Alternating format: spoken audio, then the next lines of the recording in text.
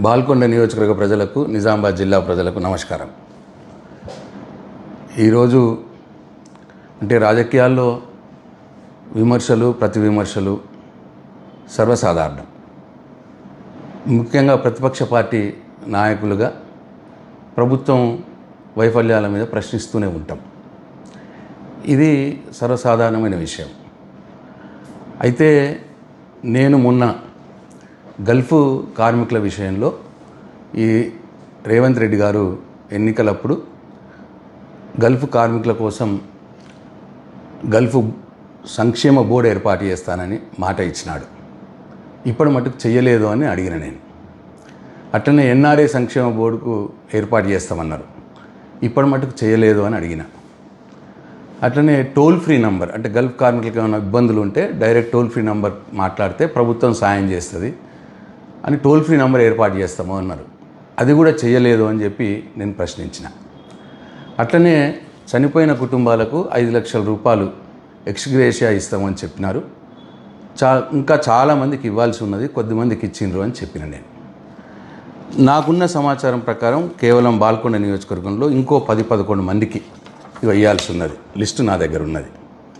ఇది కోట ముత్తెన్న బోదపల్లి గ్రామం, అట్లనే జడాల రాజేశ్వర్ కుక్నూరు గ్రామం, బోపారం ముత్తెన్న వేంపల్లి గ్రామం, మాల గంగాధర్ తుర్తి గ్రామం, ఎగ్లోం గంగాధర్ గౌడ్ ముచ్కూరు గ్రామం, అట్లనే గూపెల్లి రమేష్ నర్సాపూర్ గ్రామం, కవ్వ శంకర్ బాల్కొండ గ్రామం, అట్లనే అరవింద్ గౌడ్ ఉప్లూరు గ్రామం మలేషియాలో చనిపోయాడు. అట్లనే పచ్చనల్పు గ్రామానికి సంబంధించి గోజ కిషన్, షాబేర్ అలీ. వీళ్ళకి ఇంకా రావాల్సి ఉన్నది. వీళ్ళకి రావాల్సిన వాళ్ళకు కూడా ఇంకా రాలేదు, వాళ్ళకు కూడా ఇప్పియండి అని చెప్పి నేను అడిగిన.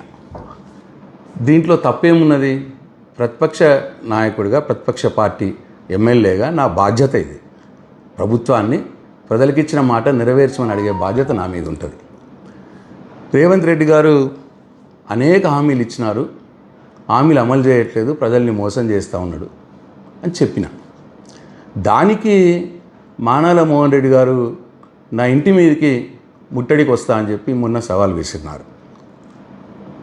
నా ఊరికి వస్తా, వేల్పూర్కి వస్తా, నీ ఇంటి మీదకి వస్తా అని చెప్పి సవాల్ విసిరినారు. ఇవాళ కొందరు కాంగ్రెస్ కార్యకర్తలు వచ్చి నా ఇంటి మీదకి కూడా వచ్చినారు, నా ఇంటి మీద దాడి చేసినారు. అయిపోయింది. ఇప్పుడు మానాల మోహన్ రెడ్డి గారి కడుపు చల్లబడ్డదా? ఇప్పుడు నా ఇంటి మీదకి దాడి చేస్తే ప్రజలకు వచ్చిన లాభం ఏంది? ప్రజలకు ఒరిగింది ఏంది? ఇట్లా మేము 10 సంవత్సరాల మేము ప్రభుత్వంలో ఉన్నప్పుడు మా కేసీఆర్ని కానీ మమ్మల్ని కానీ అనరాని మాటలు అన్నారు. ఇదే మానాల మోహన్ రెడ్డి గారు అన్నారు. కాంగ్రెస్ పార్టీ ఇన్ఛార్జ్ బాల్కొండ ఆయన నన్ను వ్యక్తిగతంగా చాలా మాటలు మాట్లాడినాడు. కానీ ఏనాడైనా వాళ్ళ ఇంటి మీదకి మేము పోయినామా? మేము అధికారంలో ఉన్నప్పుడు పోయినామా? ఇది సభ్యతనా? ఇది రాజకీయాల్లో మంచిదా? దయచేసి ఒకసారి బాల్కొండ ప్రజలు గమనించాలని చెప్పి నేను కోరుతా ఉన్నాను. మానాల మోహన్ రెడ్డి గారికి కూడా ఒక సూచన. నా ఇంటి మీదకి దాడి చేస్తున్నావు, లేకపోతే నేను రాజకీయ సన్యాసం తీసుకుంటున్నావు, లేదు మా వాళ్ళు నీ ఇంటి మీదకి దాడి చేస్తాను, నువ్వు రాజకీయ సన్యాసం తీసుకోవాలని అడుగుతాను, దాంతో ప్రజలకు వచ్చే లాభం ఏం లేదు. అది వట్టి టైంపాస్ కార్యక్రమాలు ఇవన్నీ. ఇది అవసరం లేదు. ప్రజలకి ఇవాళ కావాల్సింది ఏంది? పార్టీలు ఎన్నికలప్పుడు వారు ఇచ్చిన హామీలు నెరవేర్చాలి. ఒకవేళ నెగ్గిన పార్టీ వాళ్ళు ఇచ్చిన హామీలు నెరవేర్చకపోతే నెరవేర్చమని నిలదీసే హక్కు ప్రతిపక్ష నాయకుడిగా నాకు ఉంటుంది. నాకు ప్రజలు ఇచ్చిన బాధ్యతనే అది. నేను అడగటమే ఇప్పుడు నా బాధ్యత.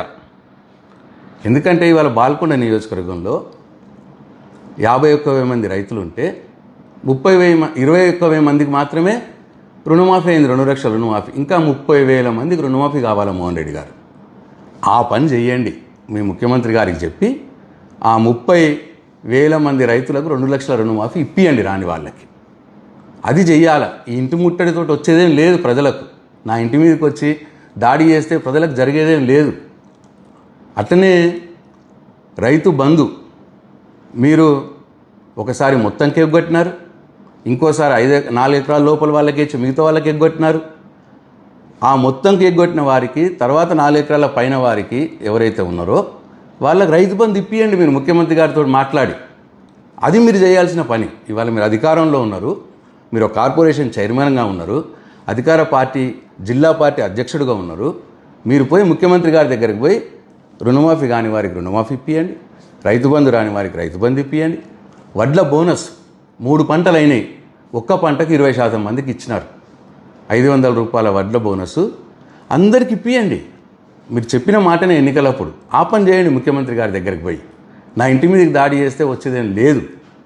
అట్లనే తులం బంగారం ఇస్తామన్నారు, ఇప్పటికీ లేదు. తులం బంగారం ఇప్పించే ప్రయత్నం చేయండి మీ ముఖ్యమంత్రి గారికి చెప్పి. అట్లనే సిలిండర్లకు డబ్బులు వేస్తామన్నారు, 2 నెలలు వేసినారు, 2-3 నెలలు బహుశా. ఇప్పుడు చాలామందికి రాలేదని చెప్తున్నారు. ఆ రాని వాళ్ళకు కూడా ఇప్పియండి, సిలిండర్ డబ్బులు ఇప్పియండి. 4,000 పెన్షన్ ఇప్పిస్తామన్నారు, 2,000 కాదు 4,000 ఇప్పిస్తామన్నారు. బీడీ కార్మికులు వేటి చేస్తూ ఉన్నారు 4,000 ఎప్పుడు వస్తుందా అని. పెద్ద మనుషులు వేటి చేస్తూ ఉన్నారు 4,000 పెన్షన్ ఎప్పుడు వస్తుందా అని. వాళ్ళకి పెన్షన్ ఇప్పియండి, 4,000 పెన్షన్ ఇప్పియండి మీరు ముఖ్యమంత్రి గారికి చెప్పి.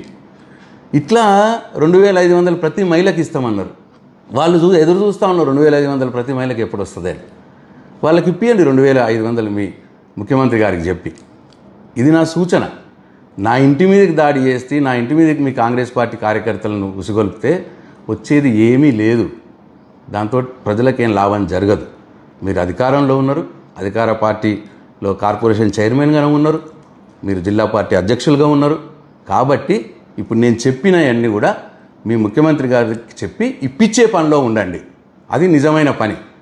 నా మీదకి దాడి చేసుకోవడం నిజమైన పని కాదు. అది నా బాధ్యత. డెఫినెట్ అడుగుతా. మీరు ఎన్నిసార్లు నా ఇంటి ముట్టడించినా, నా మీద ఎన్నిసార్లు దాడి చేసినా, మీరు ప్రజలకిచ్చిన హామీల్ని నేను నిలదీస్తూనే ఉంటా. ఇవ్వాలి అని చెప్పి నేను ముఖ్యమంత్రి గారిని విమర్శిస్తూనే ఉంటా. ఇది నా బాధ్యత. ఇవాళ ప్రతిపక్ష నాయకుడిగా నా బాధ్యత నేను నిర్వర్తిస్తూనే ఉంటా. మీ దాడులకు నేను భయపడిపోయి నా బాధ్యతల నుంచి నేను తప్పుకోను.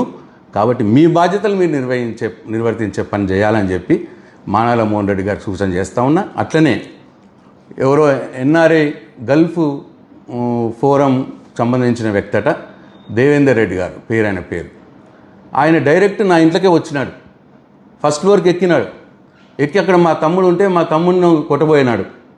అక్కడ గొడవ చేసినాడు. అవసరమా అది?